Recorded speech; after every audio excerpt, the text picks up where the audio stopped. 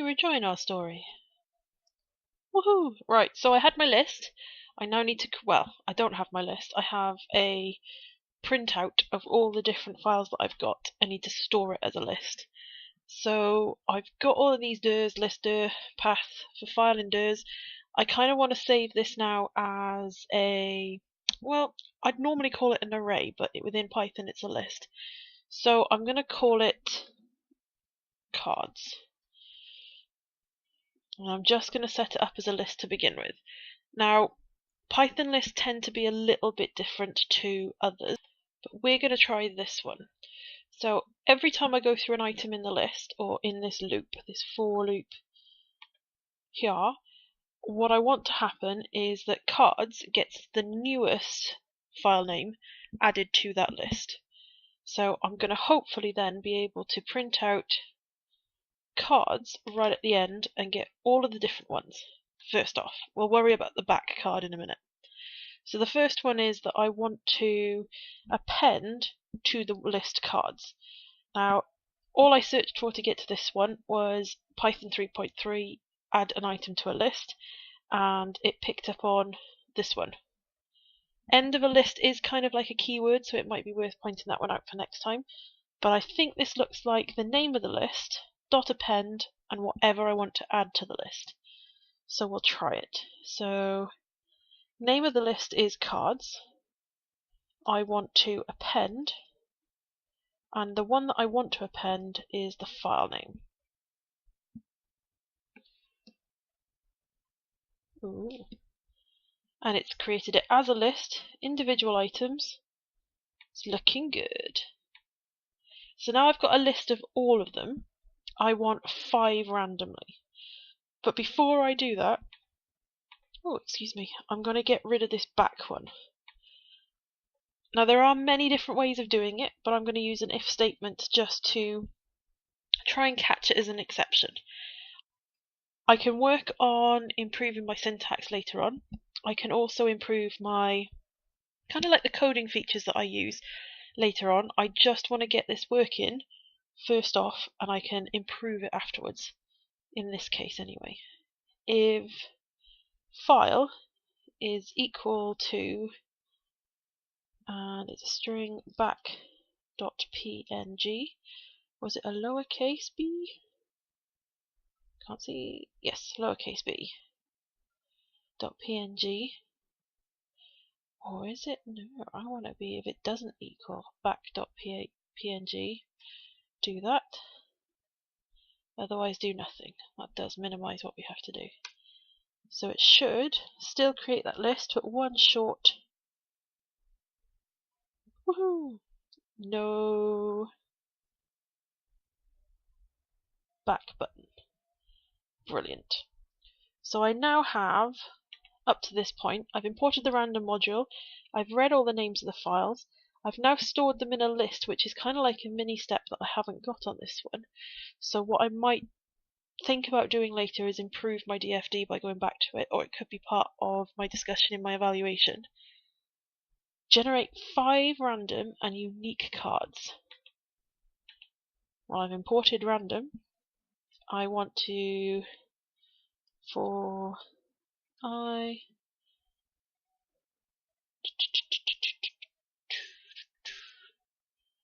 in, actually no, I don't want a for loop. I can be forgiven for it, as could you, because we're used to saying, right, I know how many values I want, so therefore I want 5 random cards picked.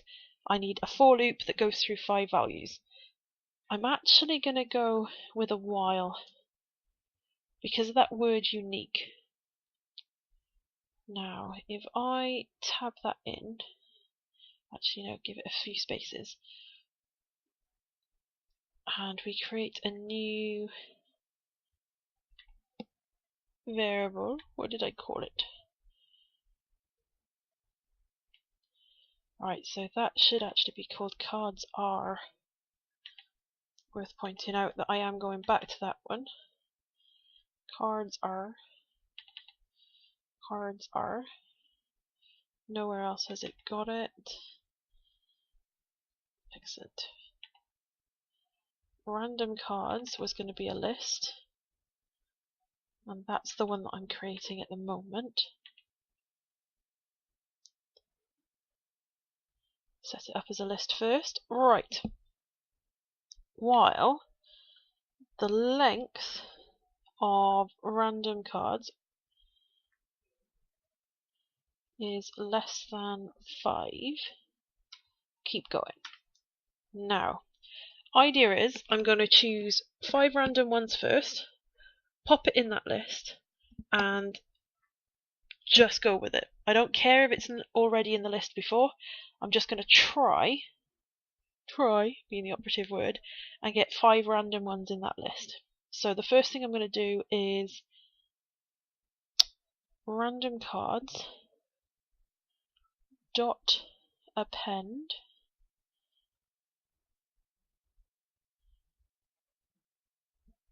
value. Okay, now value is going to equal a random dot rand int between 0 and the length len of cards array minus 1.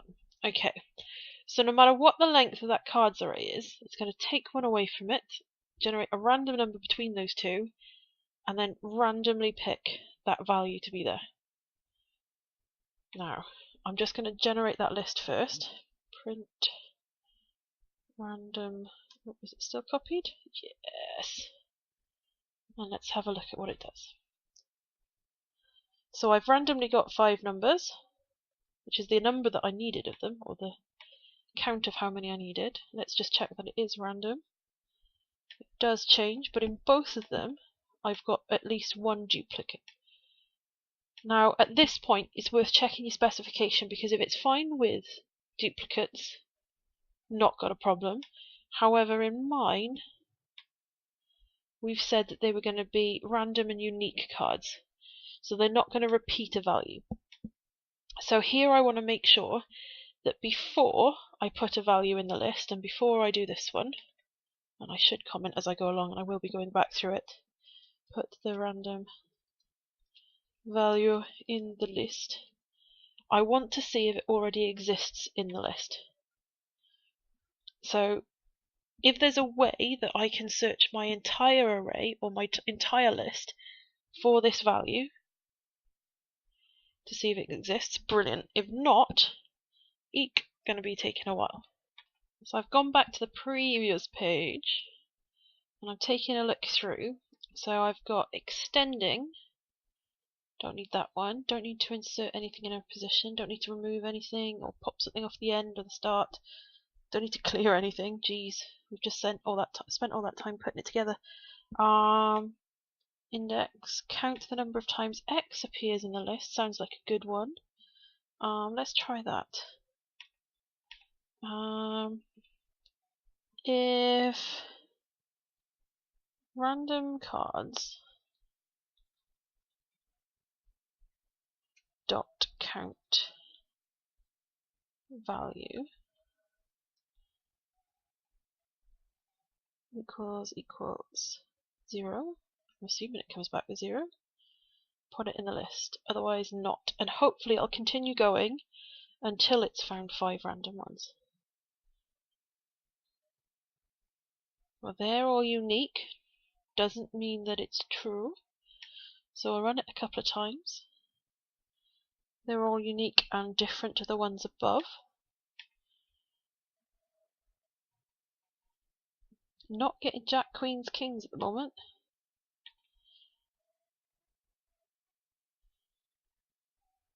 Because it's just doing the values, it's not doing the card name, Marshall. Right. So we don't want the value stored in the list. We want the cards array value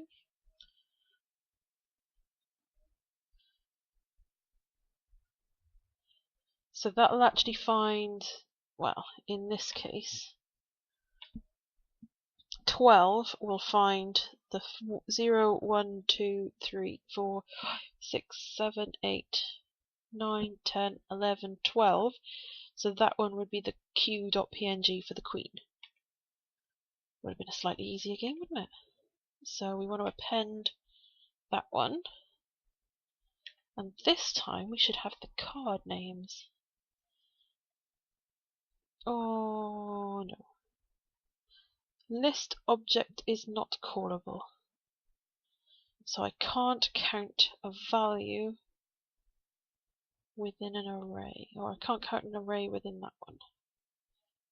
Right, so let's try setting it at cards array card val equals cards array value.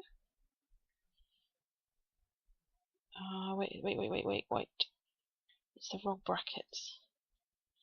Before I try that one.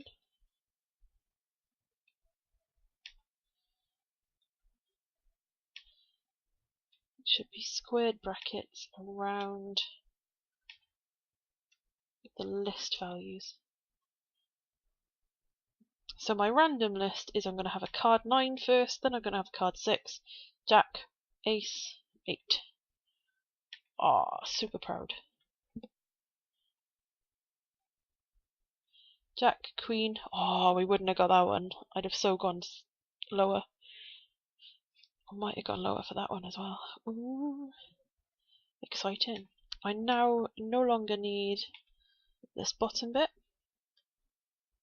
but I will keep it in as debug testing the original array / list. So it is a list in Python. And that's my array that I'm dealing with, or my list that I'm dealing with now, because, happy coincidence, I've now imported it, read all the file names, generated a 5 list of unique random cards, which means that that step there I now have a solution for. So I want to see a massive tick on my handwritten one. Display the backs of the 5 cards is not an easy task. I've got to create the interface and everything as well. So I'm going to leave that one, looking at the 12-minute timer, till next time. It should give you an idea as the fact that actually searching for these things online will give you a better idea as to what to find. It should also give you an idea that things don't work out first time. There will always be something to check and always be things to fix. The one thing that I can guarantee that you, with time, it does become a little bit easier. So without doing a lot of programming beforehand, I wouldn't have realized that I could just use the square brackets at these points as it was going through. I would suggest you take time to go through your code at this point, no matter where you are in your program, and make sure that you're commenting on it. It does make the intellectual property easier to track, and it does make, well, to be fair, my job and the examiner's job a lot easier if we can definitely say, you've worked that out, you've put a comment there that shows your understanding, and it does make the demonstration of your code and your testing of your code a lot easier because you've done your commenting as you've gone along rather than right at the end. So good luck, and over to you.